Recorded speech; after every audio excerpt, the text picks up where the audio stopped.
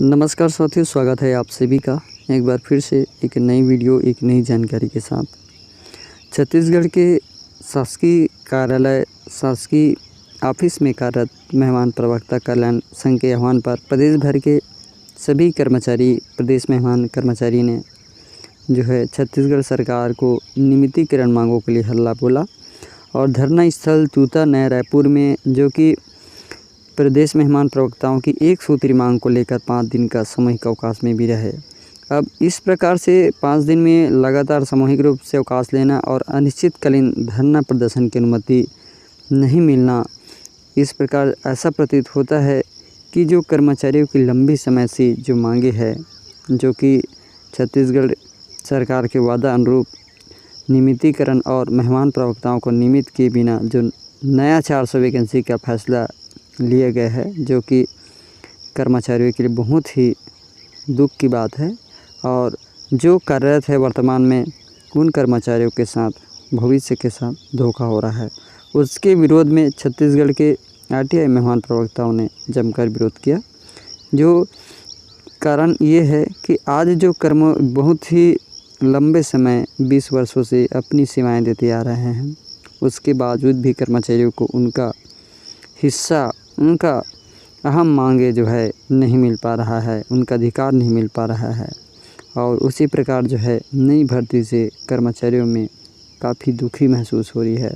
हम कर्मचारी की लंबी मांग से सरकार को अगर कोई वित्तीय भार आता है तो कर्मचारियों के हित में क्या बुरा है।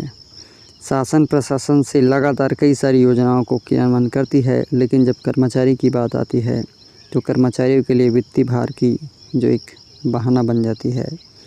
इसका केवल यही उपाय होगा कि छत्तीसगढ़ के लगातार जो कार्यरत कर्मचारी नियमितीकरण जॉब सुरक्षा की मांग करते हुए, जॉब सुरक्षा एक महत्वपूर्ण हिस्सा है शासकीय कर्मचारियों के लिए। कर्मचारी काफ़ी उम्मीद से अपनी सेवाएं, अपनी ड्यूटी का निर्वहन करती हैं पूरे 8 घंटे, और उसके बावजूद भी उनको जॉब की सुरक्षा नहीं रहती। उनको ये डर रहता है कि शासन हमें कोई भी समय हमें हटाकर कोई दूसरा भर्ती ना कर ले। तो इन सभी बातों को ध्यान में रखते हुए छत्तीसगढ़ के आरटीआई मेहमान प्रवक्ताओं ने धरना स्थल में पहुंचा। जो धरना स्थल के पहुंचे एडिशनल तहसीलदार को मुख्यमंत्री और विभागीय मंत्री उमेश पटेल जी के नाम पर ज्ञापन सौंपकर सभा का समापन किया गया। इसके लिए सरकार को जो कि बजट में प्रावधान नहीं किया गया था, जिससे कि कर्मचारियों में काफ़ी उम्मीद थी।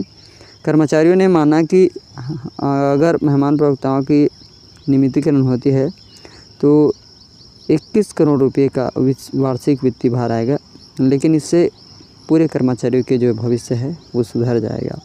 अगर हम कर्मचारी के भविष्य की बात करें, उनके आने वाले समय की बात करें, उनके परिवार की बात करें, उनकी आर्थिक स्थिति की बात करें, तो 21 करोड़ रुपये कोई भारी रकम नहीं है। सरकार चाहती है तो इसे बजट में रखकर कर्मचारी की मांग को पूरा कर सकती है। जिस प्रकार 250 करोड़ की जो बेरोजगारी भत्ता का प्रावधान किया गया है, और शासन ने ये भी कहा कि अगर हम 250 करोड़ की राशि कम पड़ती है बेरोजगार भत्ता के लिए, तो उसमें हम और मांग कर सकते हैं, क्योंकि ये महत्वपूर्ण कांक्षी योजना है। आप जो बेरोजगार युवकों को 250 करोड़ की राशि दे सकते हो, तो जो लगातार वर्षों से कार्यरत कर्मचारी है, जिनके वजह से बेरोजगारी भत्ता प्रदान की जाती है, उनको बेरोजगारी भत्ते की तुलना में बहुत कम ही मानदेय प्रदान किया जा रहा है और उनकी जॉब की सुरक्षा में भी कोई ध्यान नहीं दिया जा रहा है।